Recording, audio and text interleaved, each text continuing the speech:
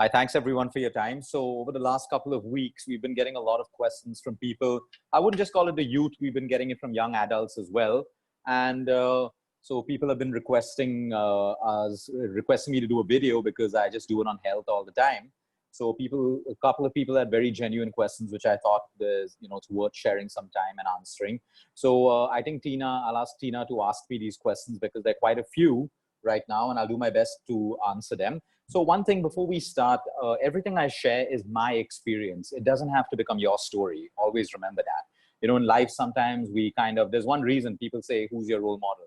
I never have a role model because I don't want to subject and, put myself into a box with one role model. I may have like hundreds of them, and I take a little bit from each of them because there are so many nice things that you can learn from various people. So rather than put myself into a box and become a role model and follow one role model, I learn from other people. At the same time, I'm requesting you as well.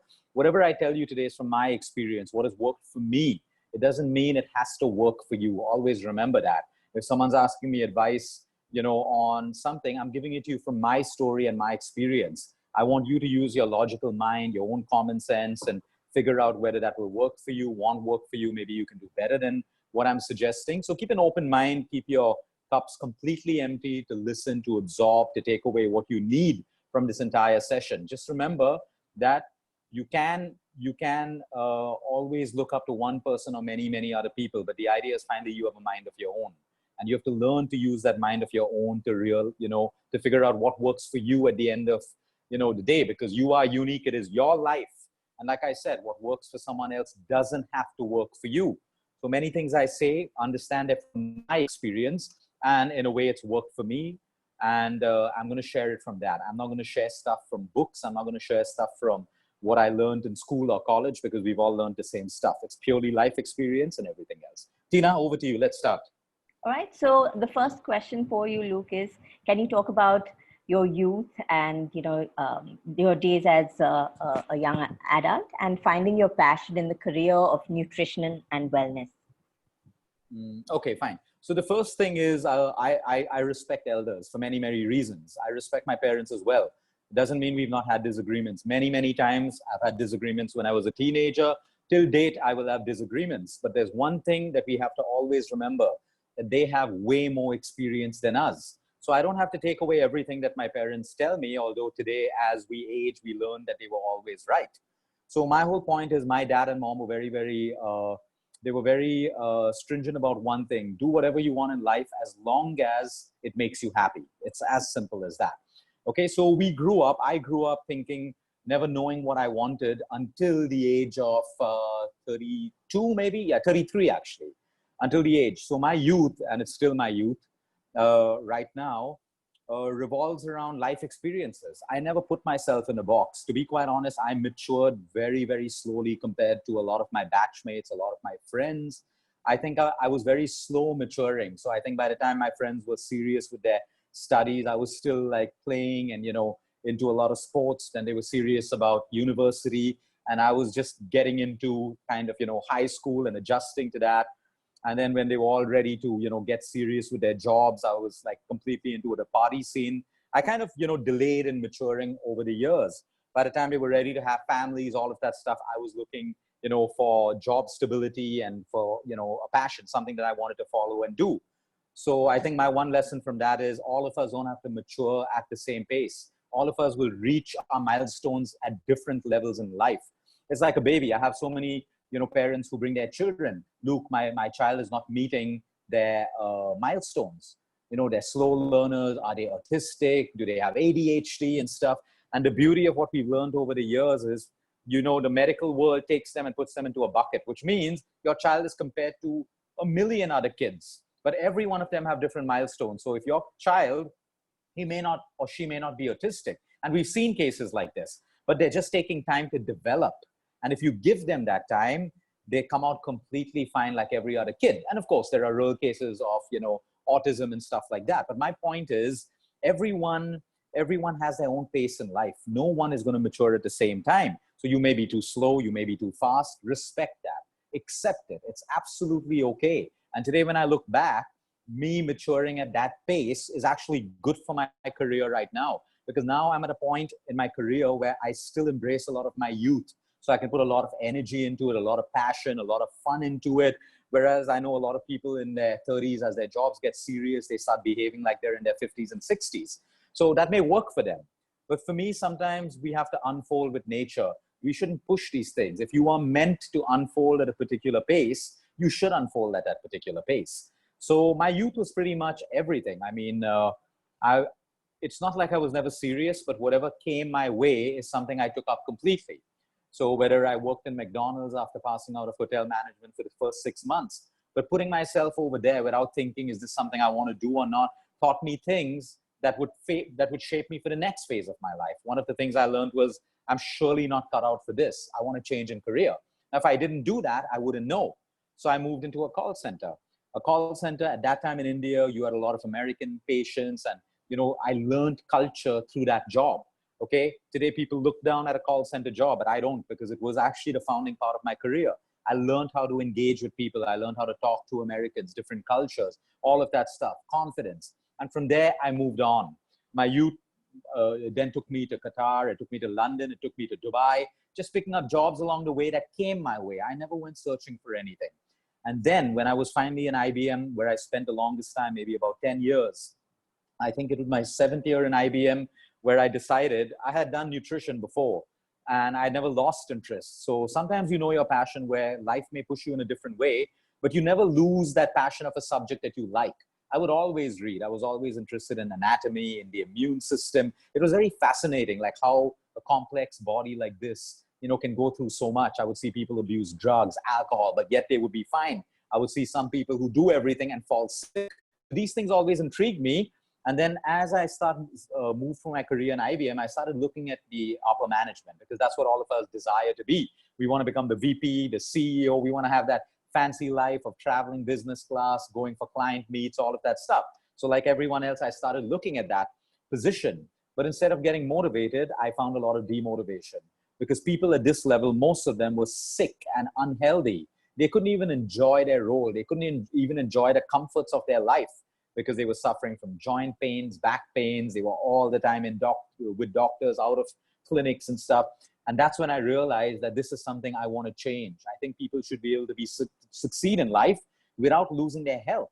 So I started getting deeper into my studies. I started taking up clients on the side, and I figured that the biggest gap was not nutrition. The biggest gap was not medicine. The biggest gap was people's lifestyles. By that time, people had more spending power, more entertainment, more access to alcohol, hotel food, restaurant food, more freedom. And then what really happened is people forgot how to control themselves. They thought this is a new way of living, where I can eat out every night, go to sleep at a different time every night, party every night, and all of that stuff. And that's where I realized that was a massive gap. And that one day in a second, I decided I want to be the person who fills that gap. So I took my passion, which was anatomy, nutrition, immunology, and all of that stuff. I found a niche that I wanted to correct, okay? Because there are lots of doctors, there are lots of nutritionists, but if you want to really make a difference in the world, find something which people need and that you can change. Something that people need and you can contribute towards it. Otherwise, there's nothing wrong with even taking the other path. But then there's always a struggle for competition, and you're competing. I just went in with a very clear vision, and I think a vision works for me. A very clear vision that, yes, I need nutrition as a subject to fill this gap. So let me take that, but let me not limit myself to nutrition. Everyone who's asking questions about hair, you're in the wrong forum, so you can just get off the call right now. If you've read the call, it's strictly about questions that people have asked, so please keep your questions for a different forum. Thanks. So my whole point is vision, number one. Two, passion. I think most of the people around that I see fail. They start doing and taking subjects that they see everyone doing. So if the new buzzword is being a doctor or an engineer or a nutritionist or whatever it is, what happens is people start doing that because people say that's the fancy life. To have a great life, you need to be an engineer. To have a great life, you need to be a doctor. And people are not wrong. You can have a great life by being that, but you can also have a great life being something that you're happy doing. A lot of people have great lives doing that.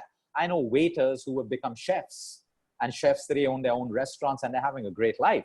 So never put yourself into a bucket. Never, ever, never, ever put yourself in a category that other people define for you. Have a passion, and you may not find it in life. And a lot of people stop and they get stressed out and they try to, search for a passion. My honest advice is sometimes you find your passion by living life. But whatever comes your way, life is giving it to you for a reason. Instead of resisting it, do it. And then these experiences that you go through in life will sooner or later lead you towards your passion. Like, I honestly didn't like the last company I worked in. It was great. I'm not being ungrateful, but I didn't like corporate culture. I felt the corporate culture was very, very fake. You make money for people over you. These people preach to you how important it is not to leave a company and all of that stuff. And when they get a better job, they leave the company and they go and they leave you over there. And then I realized that it's not truthful. I mean, I'm not saying a corporate job is a bad job, but for me, it was a changing point. I felt that this isn't right. I don't want to be a puppet to other people. So for me, let me just leave gracefully and find my own path. So it is extremely important for you. I believe that you find your passion while living life. A lot of people stop their life searching for passion. A lot of students today say, oh, I'll travel for 2-3 years, all of that stuff. You can do that if you want, but question your intention. A lot of people end up just traveling, which is fine if it makes them happy. But sometimes you need to be living life to find your passion. You're not going to find it sitting at home, waiting for something to come your way, Googling, looking at how other people are living their lives. It's never going to work that way. You live life and you will find your passion. Tina, next question. Okay, so we have another question that, you share so much content every day. Isn't that bad for your business?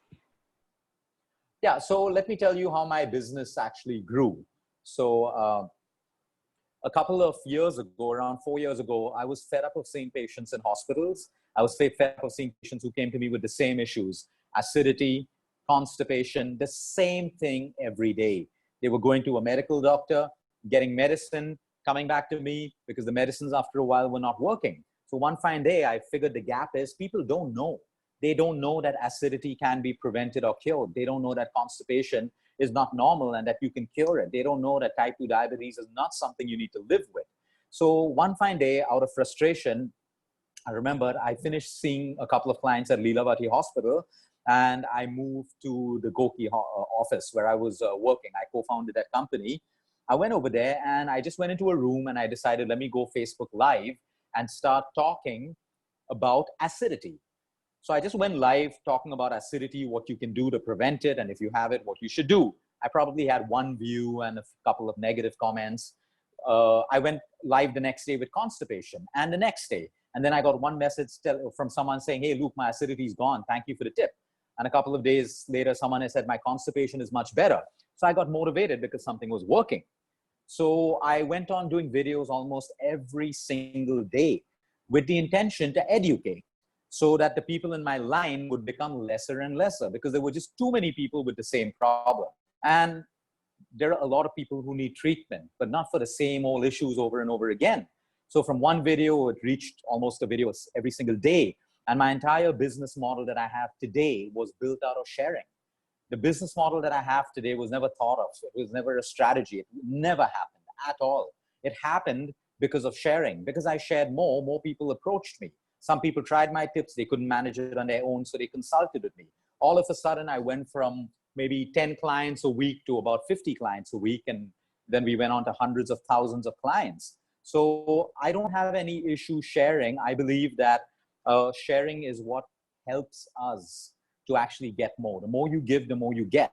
A lot of people hide stuff. And maybe, I'm not saying people have to be like me, but for me, I'm not scared of it because there's a lot of content shared on the internet anyway. One thing I know is that most people are not motivated to use it. Most people are not inspired to use it. And most people, when they see your way of thinking, they will come to you for assistance when they need it. So a lot of my own team members, my own doctors, my own nutritionists at some point said, Luke, don't share so much because people won't come to us. And I said, in fact, we should all share more and more people will come to us. So I believe the more that you give, the more you get. And there are people around us who copy us left, right, center. I do a video today. 2 hours later, someone's doing the same video. Someone's writing the same blog. But I learned one thing in life from one of my founders of Goki. His name is Vishal Gondal. You know, he said, Luke, when people start copying you, it's a good thing. They're copying you because they know you're right. But don't look back. Don't look left, right, center. Keep moving ahead. You should be so far ahead of them that by the time they copy your next plan, you're 10 steps ahead of them. And that's what we've kept doing. Like I said, there are people right now who would be copying what we posted in the morning, in the afternoon, and stuff like that. But if we stop to, take care of all of these little things, we're never going to be able to move forward. So the more you give, the more you get, the more you share with the right intention. My intention from day one has been to reduce the amount of suffering in people, to help people if we can. There will always be business because there will always be sick people who need your help. And there is so much of abundance in the world. When we think from an area of lack, nothing moves into our life. But when I think like, yeah, wow, there could be, 500 Lukes doing the same thing. It's a good thing. There'll still be abundance in the world. There may be 1,000 Lukes doing the same thing. There will still be abundance for everyone who's kept a very open mind. The moment the mind becomes closed and negative and competitive and all of that stuff, you stop allowing the outside energies to move abundance into your life. And this is something I've seen every single day. So 3 months after that, I started getting a lot of clients. And at that point, I was charging like 500 rupees a patient per month, some of them even free, because I wanted people to know who I was. But then the money started coming in. And then I started saying, okay, now let me become like a corporate organization and make a budget. So I would make a budget and track, I need so many clients. My entire abundance of everything that was coming in actually failed. It's literally stopped because I was trying to control what the universe is giving me. So till date, I don't look at budget sheets. I don't look at a profit and loss. I don't do any of that. I need to keep the energies open. I have a team that does that for me. I don't want to know how much we earn on a daily basis, how much we earn at the month. At the end of the month, I have a whole team that does that because I feel if I put my energy into that, okay, it's going to block everything that's coming. I'm now trying to control numbers. So till date, we've never looked, we don't have a target. Our team doesn't have a target, get 1,000 patients per month, 1,000 patients. We don't. I feel the moment you put a target, you're probably limiting yourself. What if you could get 10,000 patients a month? But we set a lower target. So we keep it open and we don't work with targets like that. And it is abundant. So sharing has never, ever been a problem. And I do believe and advise people as well. The more you give, the more you get. The intention has to be right. If you give with expectation, you're going to have a lot of disappointment. If you give with the intention that it may help even one person out there, it may annoy some people will not take it, some people will troll you. It's absolutely fine. Your intention is right. Even if you impacted one person, it is a huge, huge success factor. Yes, Tina. Right, so there's another question about a lot of youth feeling lost after graduation. So do you have any career advice for them or, help them manage this feeling? So I think a feeling of feeling lost is when we compare ourselves, because then at that point after graduation, you see all your friends getting into different universities. We start feeling insecure because a lot of your friends already know what they want and you don't know what you want. Believe me, it is okay if you don't know what you want. Never, ever, ever be pressurized. Sometimes you don't know what you want because there's something better that's going to come your way. So I don't think, at the same time, you should be disciplined, because it shouldn't be that you don't know what you want. So you take the drugs, you take the alcohol, you take the things which don't add value to your life or people's lives around you, things that cause disrespect to your parents or anything else. So we have to draw the line over there. My point is, a lot of people till date don't know what they want. I can't tell you how many people, if I had to put a percentage to it, it would be over 90% of people are in careers that they don't love. They are in jobs that they do not enjoy. It clearly means that they don't know what they want. And that's not a good place to be in. That's why I always motivate people, look beyond. Look beyond. You may be in your comfort zone, but if you don't like your work, if you don't like your career, every single day you're going to have that feeling of distaste, that feeling of dissatisfaction, and that will affect your health, mental, emotional, and physical at some point. So it's okay if you don't want. You need to aspire to find that passion. And only when you live life more and more will you find that aspiration to finally follow your passion. And then some of us get into our comfort zones. We're too used to stuff. Easy money. I was in a comfort zone in IBM. I had a great job, great designation, fixed money coming in. And I think by the time I quit, I was probably earning a little less than 1 lakh. This would be about 5 years ago. Okay. So my mind, from a space of insecurity, I would do all these little calculations. And I would be sitting with a good friend of mine, Baiju, every day, who used to be in IBM. He was really good in Excel and numbers. And I would say, okay, I'll quit when I have X amount of clients. I'm charging 1,000 rupees now. So when I get 100 clients, I'll make 1 lakh and then I'll quit. I was doing all of that stuff. And then one day I said, no, I said, no, I have to have so much of faith in what my passion is. I need to make the decision. And I just resigned. Within 10 days later, I was making almost 5 times more than my IBM salary. It's as simple as that. That fear, I was so into my comfort zone. So sometimes a lot of people working jobs they don't like, they're in their comfort zone. They don't have to do anything more than what they do, but they're unhappy. Now, living an entire life being unhappy is worse. Sometimes you got to take that risk. You got to give it up in a right way. That's why I always tell people, save money. At least have 6 to 8 months of money saved. In case you're not earning for 6 to 8 months, have that as a security, because then that gives you the power to make a decision to get out of your comfort zone and find your passion. But if you don't have that, that's stupidity. Giving up income when you don't have anything saved, who's going to look after you? Don't depend on other people. So don't do that. Build your 8 months. I built a year. I built a year of expenses and money in my bank account that in case I don't make this much, okay, I can sustain myself. I can sustain myself. I can sustain my family, my parents, whatever it is. But usually when you start chasing your passion, the money and everything automatically comes in, So you got to get out of your comfort zone. There's no doubt about that. Stina. Right. So a lot of people feel that you're very positive and you have no stress. So how do you manage your stress levels? No, that's a wrong belief. People see it, but I do have stress. I just don't take it anymore. I just don't take it at all. I think the biggest stress in my life is, pissing off your wife or your partner, whatever it is. I think that was the biggest stress. But even at this point, I've learned to accept it, not get stressed out about these things. Stress is real. I go through sadness. I go through everything bad and everything good at the same time.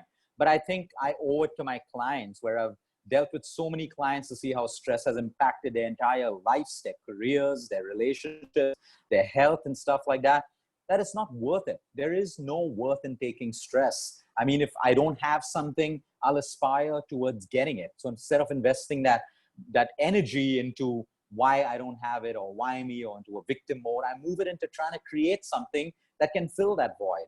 I think too many people out there are too busy wallowing in self-pity, in, I can't do it, no, because they're dancing to the opinions of everyone else. And sometimes I think you got to stop caring about what people think of you. This is so important. It's very difficult to do. It is extremely difficult to do. Sometimes, people troll me, they write negative things. I don't care what people think, but it does hurt. It does make you feel bad, but it also helps you to get over it really, really quickly. I think most people fail in life because they are too busy worrying and caring about what other people think, right? From what your parents think to what society thinks. I think we need to break that. I'll tell you why. There is no benefit in trying to please other people. People will never be happy. People will never be happy. So you might as well do what it is that is going to make you happy. It is so important to do that. I choose positive because negative is useless. Negative adds no value to my life. Negative adds no value to my life. It is a wasted emotion. Doesn't mean I don't go through negativity. Doesn't mean I don't have negative thoughts. I do. But the amount of energy and attention I choose to give it is very, very, very small. And the amount of energy I choose to give everything else, what's going well in my life, what I have, what I can do, my vision, my life goal, that's what keeps me going. And I think a lot of people need to learn to shift energy. It's so important. No one can do it for you. And I'll tell you, by now, we handle billionaires of the world. We handle royal families of the world. You name it, we handle them. Until date, I'm yet to see one person who says money can make us happy. Okay, now don't take that literally. We all need money, everyone. We all need money to live good lives. But when money starts controlling us, you can't be happy. There is no way you can be happy. Some of the loneliest and unhappiest people in the world have a lot of money. And some of the happiest people in the world don't have that much, but they learn how to make do with what they have. So we really need to understand the difference between positivity and negativity. And you have to understand that everyone has problems. Everyone has negativity in them. Everyone has the 7 deadly sins in them. Everyone, be aware of people who try to act good all the time. Be aware of people who put on this false thing that they're good and honest all the time and stuff like that. Okay? There may be people like that, but a lot of them are hiding behind show. You want to be yourself. If you're angry, you want to express it, then learn to tame it. If you're jealous, you want to talk about your jealous feelings. You have a lustful thought, you want to actually process it so it doesn't move into something like, disrespecting someone, rape or something like that, or abuse and stuff, because you will have these thoughts. There's no human being on this planet who does not have those thoughts. Yogis, priests, spiritual leaders, you and me, billionaires, millionaires, whoever it is, the human mind is the same. There will be temptation that comes into it. It's how well you control it. There will be all the 7 deadly sins that come. It is how well you control it. Be careful of people who pretend that they don't have this, because there is no human being in the world who does not go through this. Even priests, spiritual leaders will tell you this. Even holy people will tell you these things, that the mind will bring in both. It's what you do with it. So be very careful of people who try to show you their good side all the time, laugh. A lot of people on social media will only show you the best part of their life. Of course, no one wants to show you the bad part of their life, but don't get confused with that. Don't think your life is inadequate and you don't have enough, because all you see on social media is the best parts of everyone's lives. Sometimes it can make you very, very inadequate. It can lower your self-worth. It can, for anyone, even with someone with the most tamed mind. It can make you feel inadequate. And that's why I tell you, have a strong mind. Be connected with within, not outwards. Because if you're connected outwards, it controls you. Every post you see controls you. It's not just the problem of the youth. Look at the adults today. They are so controlled by society, the way they dress, the way they eat, how much they socialize. They are controlled. It's all a show. It's all a facade. Very few people will genuinely do these with real enjoyment. Half the people going out there for party after party are like, oh, I just got to be here because my friend called me. And they're not happy about it at all. This is a fake life. At the end of the day, it will leave you feeling very empty and very, very shallow. So have the best of everything. Party like crazy, be adventurous, be naughty, try different things, experiment, all of that stuff. But at the end of the day, you got to reconnect with yourself and realize what is right, what is wrong, what is constructive, and what is destructive. So don't always look at social media and think everyone has a great life. I have a great life. I'm happy. I have a great life. It's imperfect, but it's perfect. I have good, bad, everything. But I choose to make it great, or I choose to say, oh, my life is bad. Something's going on. This isn't good. Business is failing. I choose to make it. Or I can choose to look at the imperfections in my life and still say it's a great life because I feel that way. Next question, Tina. Luke, there's this question that talks about addictions. How do they handle it? Did you have any addictions while growing up? And, how do they manage dealing with such addiction? Okay. So touch wood, I don't think I've really had an addiction, and you should be very careful when you label yourself with the word addiction. So I'll be honest, I'll be upfront. I mean, the whole idea of this whole conversation is to be raw. I've tried everything in life, and I've decided what I like and what I don't like. I've never really been addicted because the intention I went on with experimentation was always with wonder and curiosity. The intention was never to have to fit in, see what everyone is doing and start doing it. I never had that intention to have to do it. A lot of people, they see, oh, to fit in, I need alcohol.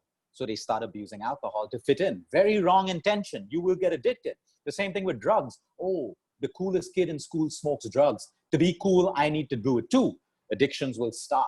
You want to experiment with life? Of course you should.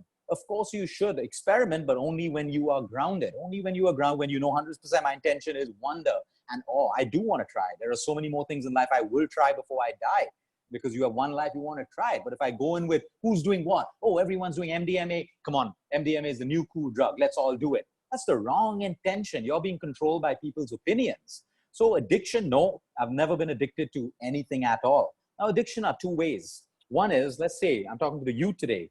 You're in a relationship. You're in love, okay? Your girlfriend or boyfriend breaks up with you. Now you're sad, okay? So you go and have a drink. Guess what? The alcohol is going to make you feel really good. Or you smoke a joint. The joint's also going to make you feel very good, okay? Now the next day, you're still sad. Obviously, we don't get over breakup so soon. So you go and have more alcohol, or you go and have more marijuana. And then the third day, then you go through life realizing that every time you're sad or depressed, you'll turn to alcohol or drugs because it makes you feel better. That's when addiction sets in. When things in your life can no longer stimulate you to feel good, you need something more. So for example, let's take the first level of stimulation.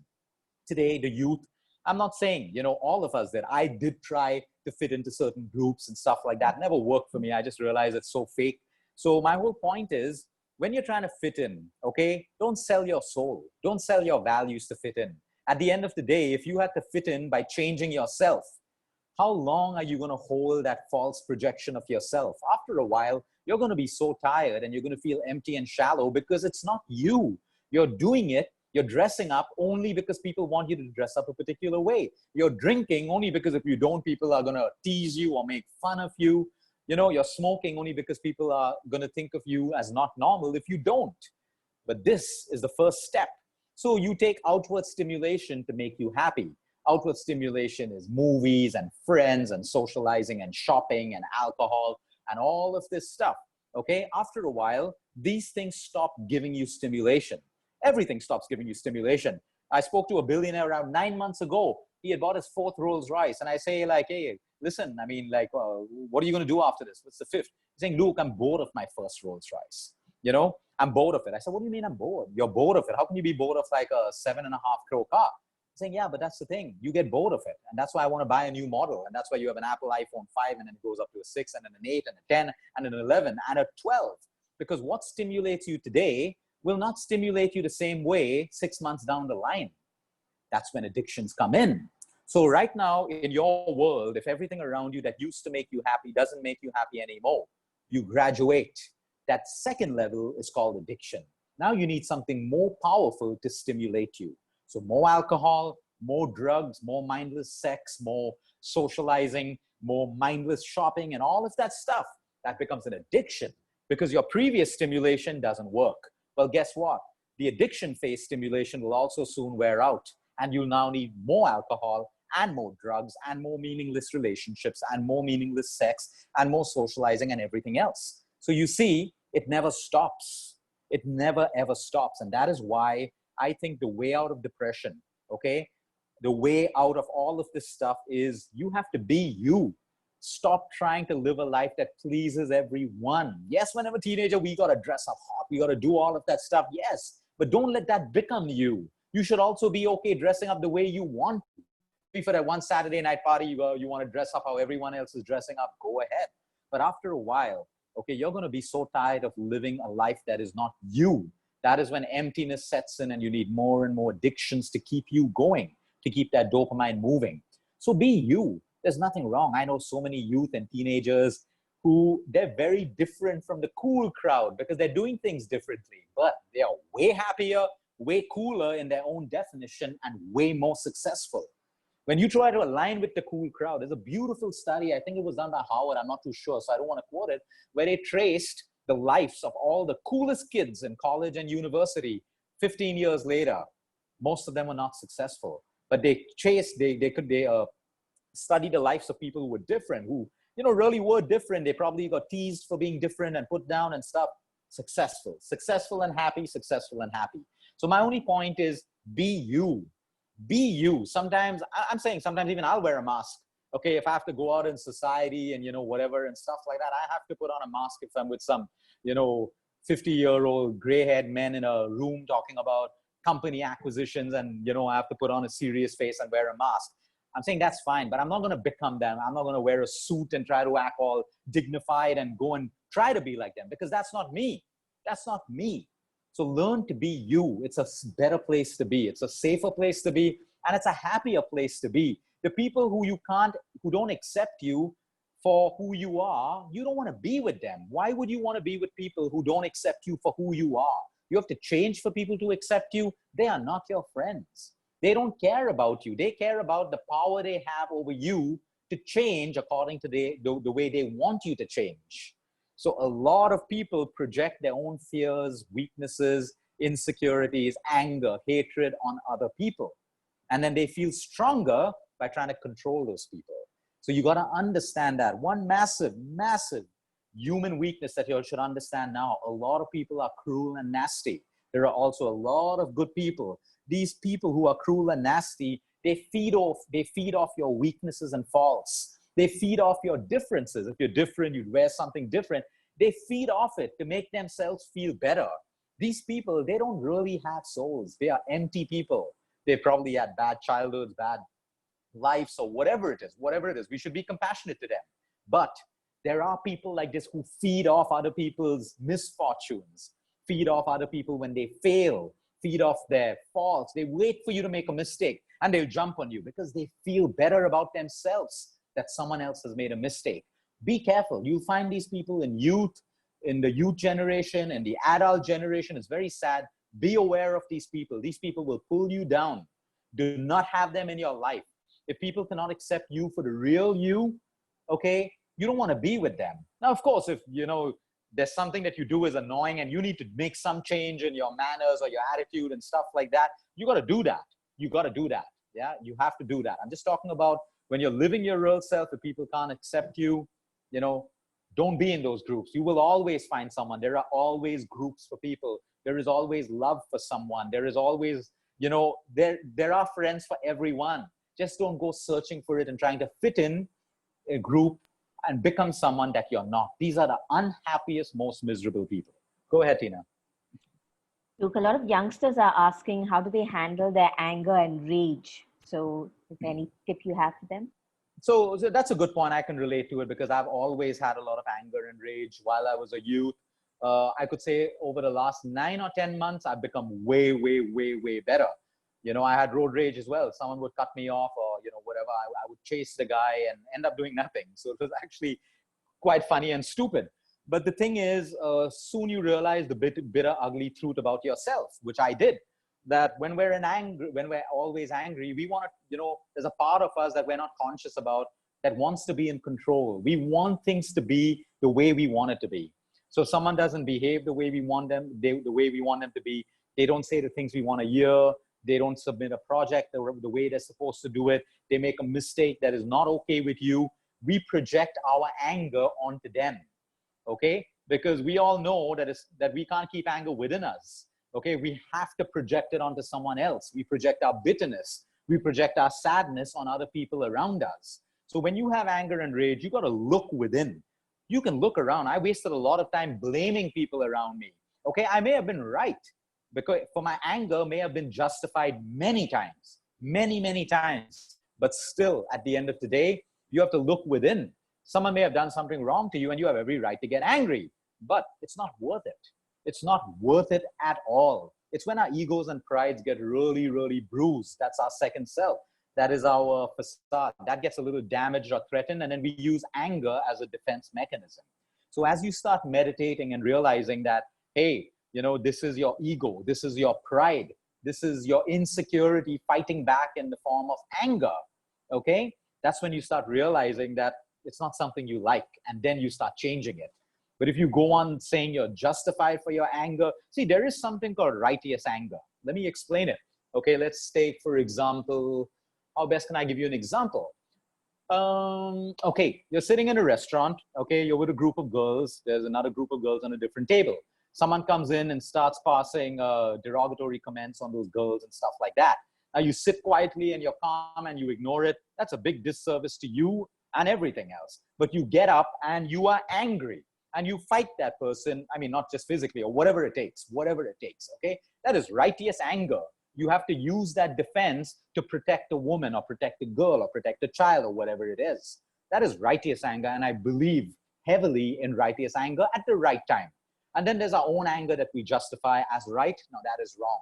So I think it's really about, shifting blame from outwards towards an energy inside. We always tend to blame other people for our anger, for making us short-tempered. But after a while, it's useless. Even though everyone outside did cause your anger, there is no point reacting that way.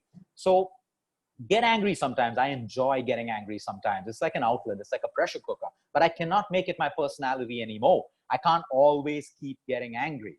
I need to get angry when I have to. It feels good sometimes. You have trolls on social media. Everyone says, leave them. I leave most of them. Sometimes you want to attack back and it makes you feel good. And it also builds your self-confidence. Like, why should you take shit from people? Okay. So I'm not saying you got to become a doormat over here. Don't become a doormat ever in life. But what I learned is you can be calm. Don't react right then. I can go back 3 days later and react to a troll, but I'll do it in such a calm, dignified way without coming down to his level or her level. And you're successful at the end of it all. So I think what works for me right now is just pause. Accept that, yes, you are angry. Someone's pissed you off, but don't react no matter what. You can react 1 hour later, 2 hours later, 10 days later, but don't do it immediately. So I think meditation and deep breathing has been my magic drug when it's come to anger and rage. Tina? Thanks, Luke. So there is a question about a lot of young boys and young male adults who have sexual urges and, with a lot of time available on hand currently, resorting to porn or other mediums. So is there anything you would like to address Yeah. there? So that's a really good question. And I want to tell you for sure, that the more pornography you watch, right, uh, the sicker in mind you get. When I say sick, I don't mean in a derogatory way. You need to understand porn is designed to addict you. Okay. And a lot of our males today who have, erectile dysfunction, premature ejaculation, their problems are not physical. They're all mental, because constantly when they have a woman finally, their only mind that they can see in their mind is, I have to behave like that porn star. I got to make the woman, feel that way and all. And it's not real what you see. You need to understand these things are not real. A lot of it is trick photography. There are a lot of sprays that are available that can keep a man erect for a long time. There are certain stimulants that people take. It's not real life. What you see cannot happen in real life. Maybe one or two people. But then what happens is that porn gets into your subconscious and you start believing that that's how sex should be. So when you have your first encounter or second or third and it doesn't match up the porn, guess what? You're unhappy. Your partner feels unhappy because she feels she couldn't satisfy you. It is a sickness and you got to be careful of that. You have to. So we're all young. All of us grew up. We didn't have CDs at that time. We didn't really have the internet. We grew up looking at a couple of magazines, reading some hot books and stories, but it never really became part of our daily lives. Today, it's not just the youth. There are adults who are addicted to porn. Adults in their 40s and 50s and 30s who are addicted to porn. Please understand, it will change the way you think. Now, a sexual urge is real for everyone, man and woman. Okay, don't see it as something negative. Nature has given us the ability to masturbate in a respectful way. A lot of suppressed sexual energy makes men, boys, and even women do crazy, crazy, crazy things. Then you start going on the internet, into sex chat rooms, into these videos, and you get it so easy. You get it so easy that after a while, remember I spoke about stimulation, the same thing doesn't stimulate anymore. And then you start looking for the next level of addiction. So now your sex goes to more violent sex, disrespecting women, disrespecting men, using unnatural means to get pleasure. These are all stages of addiction. If you have an urge, okay, tame it. Like I always say, it comes down to diverting your energy. Okay, how much can you divert your energy? If you have no goal in life, if you have nothing to do, that sexual energy is going to build up more and more and more. But if I can move energy into reading a book or whatever, or just masturbate and get it out of yourself and then move on, it's as simple as that. It's as simple as that. These are mechanisms that are built into your body. But then over masturbation is also a huge problem. Girls, boys, a huge problem. And it's not a problem of masturbation. It's a problem of the mind, because after a while, they need to get off like 3 or 4 times in a day, and they need to keep upgrading the kind of videos that they watched. Because like I said, the same video is not going to give you the same pleasure as it did 1 week ago. So any energy has to be tamed. Any energy. Let's use the analogy of the energy of love. When you fall in love, have you noticed the first 1 day, 1 week, 2 weeks, 3 months, how you give everything out of your heart to that one person? That's again an energy that you have to control. Okay, you may have love in your heart, but control it, because the more you give and too fast that you give, the moment disappointment comes in, you feel hurt, betrayed, you get angry and all of that stuff. Every energy has to be controlled, not too much, not too little. Some people, they fall in love and they go on talking and talking and talking to their partner about all of those things and stuff like that, and building up this own story in their mind that the partner will react the way they want them to. And when the partner doesn't, they say, oh, I loved you so much. I gave you so much in terms of my emotions, and now I'm disappointed, and heartbreak and all that bullshit follows. So all energies have to be controlled, not just your sexual energy, everything, happiness, joy, everything. Okay? You have to be in control of that. So if you have sexual urges, give into it. But what is the mechanism you're using? If you're using porn to get off and all of these things, it's a huge problem. It's a huge, huge problem. Use your mind, build fantasies, do all that you have to do, but do not do it the wrong way into things that can become an addiction. Tina, yeah. Okay, so we have another question. Folks are really keen on wondering how you built such a great body. So to have a well-built physique, what are some things the youth should try doing? Just discipline, discipline, and discipline. That's all. Nothing else. Everyone knows what they should be eating. Everyone knows that workout should be consistent. I don't eat any magic food. I don't do any magic exercise. It's just consistency. And sometimes results come a little slow. It doesn't mean you stop. You go on. After a while, you will get the benefits of the physique or the physique that you're looking for. But it comes down to discipline. I know so many young people today, adults as well, they fool themselves. 5 days a week in the gym, eating well, and 2 days of the weekend, binge drinking, binge eating. You're not going to get your physique.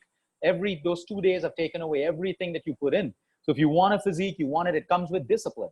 As simple as that. If you don't have that discipline or you don't have that mindset, it's going to work for you. A lot of people come to me and say, hey, Luke, I want to build a physique, but I can't give up alcohol, and I need 3 pizzas a week, and I need 2 desserts a week.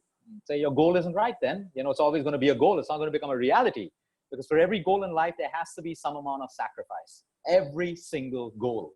Whether you're good at studies, you sacrifice playtime to be good at what you do. Sacrifice is real for any success. So it's really about how badly you want to maintain that. And it comes down to discipline, discipline, and discipline. Yeah, Tina. We have time for one last question, Luke. How do we deal with heartbreaks and breakups? Okay. So this is a really, really good question.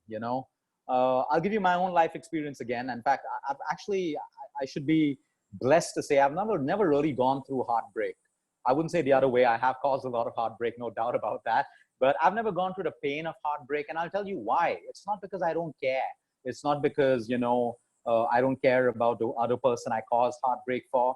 I've never really understood what heartbreak is. I always look at the things that we see in movies, books, and music, okay, as someone else's reality. Think about it. Okay, what is your definition of heartbreak? Okay, your definition of heartbreak is according to what you have seen in every movie that you've watched, every song that you've listened to, and every book that you've read. So your mind has a pattern of heartbreak, sadness, crying, loneliness, not having a partner again, jealousy if your partner finds a new partner. Your mind pattern is built according to someone else's definition, which is not even real. Okay, so the way I see heartbreak is, yes, there is loss. Like any loss in life, not just love, it will come with some amount of pain. With some amount of pain for the people who always go on that, Luke, but I loved so much. I love so much. Yes, I always remind them that doesn't make it your partner's responsibility to love back as much as you did.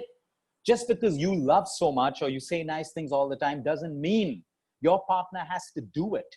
So I think we need to change our mindsets of expectations and definitions of heartbreak.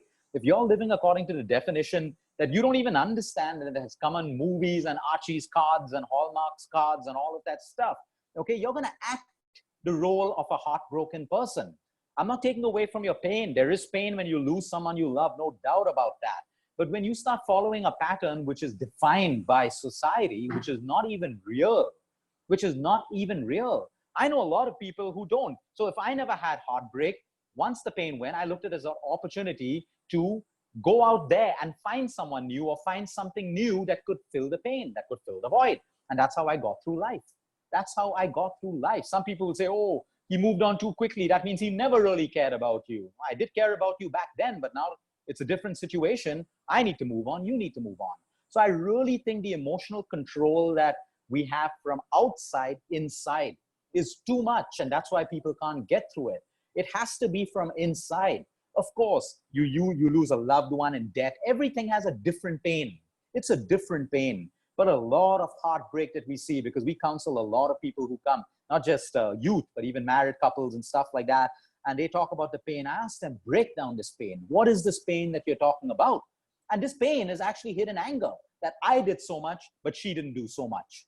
I gave them so much in this relationship. I didn't even get this back. That is the pain they're suffering from. But it's now labeled as heartbreak. That same pain of disappointment, pain of betrayal is being used by one common word, heartbreak, because your mindset sees love in that definition. I always tell people, change your definition of what love is. Today, most people don't even know what it is. Their definition, like I said, is according to the movies, a song, and Archie's card, what they see, other people doing. That's a very artificial and shallow definition of love, period, period. And the people who know the real definition of love are very difficult people to be with, or they're very difficult people to love, because they see through the shallowness of everything else that people call love. Okay. And then you don't see eye to eye, and it becomes a big, big problem. Today, most love is built on expectations, and most heartbreak is built on an expectation which is not met, period. So you need to understand, at the end of the day, I don't know the definition of love. I mean, I don't know. I'm so confused. I'm so confused, because for me, love can be at different degrees. Okay. The love that I have for my mother is very different from the love that I have for my father. The love I have for my wife is very, very different from the love that I have for my daughter. The love that I have for my daughter is at a level of unconditional, which I could not guarantee any woman in my life unconditional love. I wouldn't guarantee something I can't do. I won't guarantee it right now as well. But the love that I feel for my daughter is 100% unconditional. So I'm so confused. There are so many different meanings of love and so many different degrees of it that I stopped trying to understand it. If it feels good, I finally broke it down into what does every human being want? Okay, we want appreciation. We want to feel valued. We want attention. We want respect. Maybe when we get all of these things together, we see it as love. Now, the love between a partner also comes with a chemical and a physical attraction, which is real, which is real. I can love someone enough never to have a sexual relationship with that person, because there is no chemistry. Doesn't mean I can't love that person. And there would be someone where I have a very strong sexual chemistry or physical attraction, because there is that chemistry, and it may not be love as well because it doesn't have any of the other degrees of love. So we got to be so sure about these things, and that's why we never label it. We never label it. What's the point of labeling it? Anyway, today everyone tells everyone, I love you, I love you, I love you, I love you, I love you, I love you. So most people's definition, if love still means, having sex with them, are you having sex with all these people that you tell you love? No, absolutely not. So stop labeling it. Stop labeling it. Look for companionship. Every person who's come to me over the last couple of years, they are all looking for one thing. Like I said, they're looking for appreciation, value, attention, respect, companionship. Companionship is beautiful. You can have great companionship that never turns sexual. You can have great companionship that turns intimate, and all of that stuff. You can also have great sex that becomes great companionship later.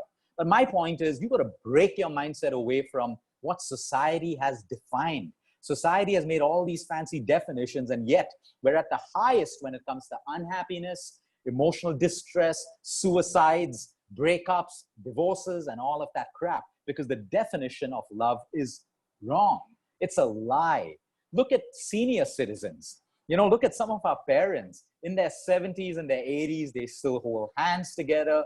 They will never eat their meals without one another. No matter what, they'll fight, they'll do everything, but they're back together, companionship. That is love grown over the years. You're a young teenager, you've fallen in love for the first time. You don't even know if it's love or it's your hormones. Move slowly, move slowly. Look for respect and give respect. Look for attention and give attention. Look for value and give value. Look for appreciation and give appreciation. When I talk to girls and boys, I say, what is it that you really want in a girl or boy? All the shallow people will say, we want hotness, we want this, we want coolness and all. These are the people that you don't want to roam with, because they vibrate at a very low frequency, a below average frequency. That's all they can think of, because they have nothing else to fulfill them. But when you look for meaningful relationships with people, it can really become love at some point. And also remember, whoever said that love is forever, okay? The diamond companies probably, okay? All of this stuff, it isn't. It isn't always forever. So if you get into love with that big expectation, you can intend and wish for it to be forever. But it is not an expectation that it has to. So when you enter thinking, this is my first love and my last love, and when it doesn't end, when it doesn't last, you're going to be so disappointed, and I'm not going to use the word heartbroken because I don't believe in it, or whatever it is. You're going to be down because your mindset was wrong. Whoever said that love has to last forever? All the storybooks, all the movies, the Titanic, everything else, but that's not your reality. That's the virtual world. So it doesn't. Nothing lasts forever. That's what you want to remind yourself. That it shouldn't make you negative, that you don't get into love, that you don't get into relationships. You have to get into relationships and love with the intention and the wish that your love will grow and it will last forever. If it doesn't have to. So don't put yourself into boxes and, these fixed mindsets that life has to be this way. My partner will make me happy. Your partner doesn't have to make you happy at all. You have to make yourself happy. Your partner's responsibility is not to make you happy, period. So people who get into relationships thinking, oh, my wife has to make me happy, my girlfriend, my boyfriend, my husband has to make me happy. Right now, you're going to be unhappy because they don't have the capability of keeping you happy all the time. They may give you a few things in life because y'all are in love, some physical intimacy, all of that stuff. It ends.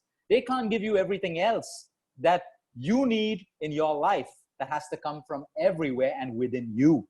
No one can complement your voids for you. You got to fill them up. And that's why you got to look inside. There's no point getting into a relationship when you're messed up and if you're looking at it, you're messed up and you're looking at falling in love so someone can take away your pain by saying the things that you want them to hear, doesn't work. You'll be angry and miserable at some point. You have to look within and then out. So don't be in a hurry to get into a relationship. In this new generation, things like ghosting, people have come to me, Luke, I was ghosted. I was like, yeah, I mean, you were ghosted. It just means one thing about the guy or the girl. They have no self-respect. Okay. They're very weak people. They're cowards that they don't even have the guts or the respect to tell you that I don't love you anymore. I don't want to date you. So why would you want to roam around with people like this? It's given a cool term. Oh, I wasn't ghosted. Oh, so what's so great about it? You want a prize? You want a cookie for that? Absolutely not. Just don't get yourself into categories of people who vibrate at low frequencies. Because if you vibrate at that frequency, you become like them. You got to vibrate at a higher frequency. Choose those frequencies and your life will become the way, your frequencies vibrate.